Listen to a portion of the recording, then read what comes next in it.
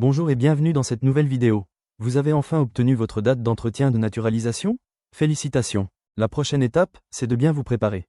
L'entretien dure environ 30 minutes et a pour objectif de vérifier votre niveau de connaissance de la France, votre compréhension des valeurs et institutions de la République, mais aussi de s'assurer de votre intégration dans la société française, à travers des questions sur votre parcours personnel, vos activités, vos projets et votre attachement au pays.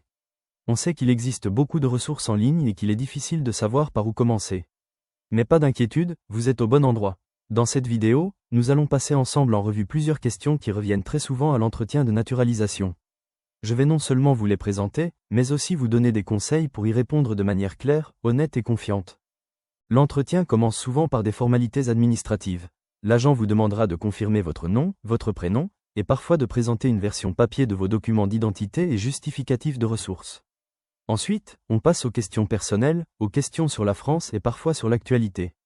On peut vous demander pourquoi vous souhaitez devenir français ou française. Dans ce cas, soyez sincère. Parlez de votre attachement à la France, de ce qui vous plaît dans sa culture, ses valeurs, son mode de vie. Vous pouvez aussi évoquer vos activités ici, travail, études, engagements associatifs, amitié, ou encore le fait que vous y construisez votre vie. Évitez les réponses trop générales comme « parce que j'aime la France » et appuyez-vous sur des exemples concrets. On pourra aussi vous interroger sur votre profession et vos études. Répondez simplement, sans chercher à en dire trop. Si votre emploi est stable, précisez depuis combien de temps vous occupez ce poste. Si vous êtes en recherche ou en reconversion, soyez honnête et montrez que vous avez un projet clair. Il est fréquent que l'on vous demande de parler de votre vie familiale. Décrivez votre situation de façon factuelle et concise. Marié, célibataire, enfant, famille proche en France ou à l'étranger. L'objectif est de montrer que vous êtes intégré et que vous avez une vie stable. L'agent peut vouloir savoir si vous avez des attaches dans votre pays d'origine. Répondez honnêtement. Si oui, précisez lesquelles. Famille, amis, bien. Sinon, dites-le simplement. Inutile d'entrer dans des détails intimes. Une autre question courante concerne la fréquence de vos retours dans votre pays d'origine et si ces voyages sont volontaires. Dites la vérité et expliquez si c'est pour voir la famille, pour des raisons professionnelles ou administratives. Montrez que votre vie quotidienne se déroule principalement en France. On pourra aussi vous demander si vous avez des attaches en France. Parlez de vos amis, de votre travail, de vos activités, de votre vie sociale. Plus vos liens sont solides, plus cela renforce votre candidature. La question de votre participation à une association peut également être posée. Si c'est le cas, précisez laquelle est votre rôle. Sinon, dites simplement que ce n'est pas le cas actuellement. Vous pourriez avoir à décrire votre entourage. Parlez de vos amis proches, de vos collègues, de votre famille en France. L'idée est de montrer que vous êtes entouré et intégré dans la société. Il est aussi possible qu'on vous demande si vous suivez l'actualité. La bonne approche est de répondre oui et de donner un exemple précis. Par exemple, oui, dernièrement j'ai suivi tel événement, cela m'a marqué parce que... Préparez-vous avec les grands sujets politiques, économiques ou culturels récents. Certaines questions peuvent porter sur des sujets de société, comme l'IVG. On ne vous demande pas votre avis personnel, mais de montrer que vous connaissez la loi. Vous pouvez répondre, l'IVG est un droit en France, inscrit dans la Constitution, et je respecte ce principe, même si chacun peut avoir ses convictions.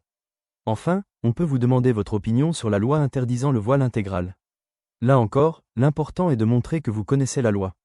Par exemple, en France, le port du voile intégral est interdit dans l'espace public depuis 2010. Cette loi s'inscrit dans le principe de laïcité et de sécurité publique, et je respecte cette règle. Maintenant, passons aux questions thématiques. Ces questions concernent différents domaines sur lesquels vous devez avoir un minimum de connaissances pour réussir votre entretien. Nous allons voir 5 thèmes importants. Les institutions et lois, la culture et le patrimoine, les personnalités historiques, les personnalités contemporaines et la géographie.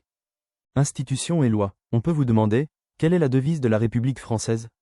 Vous pouvez répondre, liberté, égalité, fraternité, et préciser qu'elle reflète les valeurs fondamentales de la République. On peut aussi vous demander, qui est le chef de l'État en France? Réponse, le président de la République, élu au suffrage universel direct. Autre question fréquente, combien de députés composent l'Assemblée nationale? Réponse, 577 députés, qui représentent les citoyens et votent les lois. Qui nomme le Premier ministre? Réponse, le président de la République. Vous pouvez ajouter que le Premier ministre dirige l'action du gouvernement. Qu'est-ce que la laïcité en France? Réponse, c'est la séparation des religions et de l'État, garantissant la liberté de croire ou de ne pas croire. Quelle est la durée du mandat présidentiel? Réponse, 5 ans depuis 2002. Avant, il était de 7 ans. Comment s'appelle le texte fondamental qui organise les institutions françaises? Réponse, la Constitution de la Ve République, adoptée en 1958. Qui vote les lois en France? Réponse. Le Parlement, composé de l'Assemblée nationale et du Sénat. Quel est le rôle du Conseil constitutionnel? Réponse. Vérifier que les lois respectent la Constitution. Que signifie l'expression « État de droit » ? Réponse. Cela signifie que tout le monde, y compris l'État, est soumis aux lois. Comme vous le voyez, les institutions et les lois françaises reposent sur des principes clairs.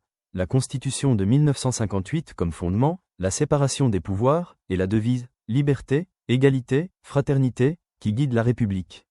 Retenez que le président incarne l'État, que le Parlement vote les lois, et que tout est encadré par le respect de la Constitution et de la laïcité. Mais connaître la France, ce n'est pas seulement comprendre ses institutions et son organisation politique. C'est aussi découvrir sa richesse culturelle, son histoire artistique et son patrimoine mondialement reconnu. Passons donc maintenant à une autre dimension essentielle de la naturalisation, la culture et le patrimoine français. Question possible, quel est le plus grand musée de France? Réponse, il s'agit du Louvre, à Paris. C'est le musée le plus visité au monde, célèbre pour abriter la Joconde et des milliers d'œuvres d'art de toutes les époques. On pourrait aussi vous interroger sur la fête nationale du 14 juillet. Réponse. Elle célèbre la prise de la Bastille en 1789, un événement majeur de la Révolution française qui symbolise la liberté et la fin de l'absolutisme. Parmi les spécialités culinaires françaises, on peut citer un plat emblématique. Réponse. Le bœuf bourguignon, un ragoût de viande mijotée dans du vin rouge avec des légumes, originaires de Bourgogne. Une autre question fréquente concerne la capitale mondiale du parfum. Réponse. C'est Grasse, dans le sud de la France, réputé pour ses champs de fleurs et son savoir-faire ancestral dans la parfumerie. On peut aussi tester vos connaissances sur un site incontournable, le Mont Saint-Michel. Réponse. C'est une île rocheuse de Normandie, dominée par une abbaye médiévale, inscrite au patrimoine mondial de l'UNESCO. Quel monument parisien a été construit pour l'exposition universelle de 1889? La tour Eiffel, construite par Gustave Eiffel, devait au départ être une structure temporaire. Haute de 330 mètres aujourd'hui, elle est devenue le monument le plus emblématique de Paris et l'un des plus visités au monde. Quelle cathédrale gothique se trouve à Paris et a subi un incendie en 2019? La cathédrale Notre-Dame de Paris, chef-d'œuvre de l'art gothique construit au XIIe siècle, est l'un des monuments les plus visités d'Europe. L'incendie d'avril 2019 a détruit une grande partie de sa charpente, mais sa restauration est en cours, avec une réouverture prévue en 2024. Quel est le plus grand festival de cinéma en France? Le Festival de Cannes, créé en 1946, est le plus prestigieux festival de cinéma au monde. Chaque année, en mai, il attire les plus grands acteurs et réalisateurs et remet la célèbre Palme d'Or. Quelle ville est célèbre pour sa fête des Lumières? La ville de Lyon, chaque mois de décembre, organise la fête des Lumières, un événement qui attire des millions de visiteurs. Les monuments et les rues sont illuminés par des installations artistiques spectaculaires. Quel est le château le plus visité de la vallée de la Loire? Le château de Chambord, construit au XVIe siècle sous François Ier, est célèbre pour son incroyable escalier à double révolution attribué à Léonard de Vinci. C'est le plus vaste château de la Loire et un symbole de la Renaissance française. Voilà, vous avez maintenant un aperçu des questions les plus fréquentes sur la culture, le patrimoine et les institutions françaises. Mais ce n'est qu'une première étape. Dans la partie 2, nous aborderons ensemble des questions sur les personnalités historiques et contemporaines, ainsi que sur la géographie de la France. Des thèmes incontournables pour réussir votre entretien. Si vous souhaitez aller encore plus loin dans votre préparation, rendez-vous sur notre site entretien-nationalite.fr.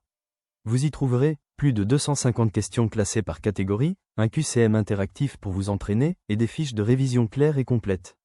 En bref, un véritable guide pour vous accompagner pas à pas jusqu'au jour de votre entretien. Et bonne nouvelle, nous offrons 50% de réduction aux 10 premiers inscrits suite à cette vidéo. Merci d'avoir suivi cette première partie et à très bientôt pour la suite de votre préparation.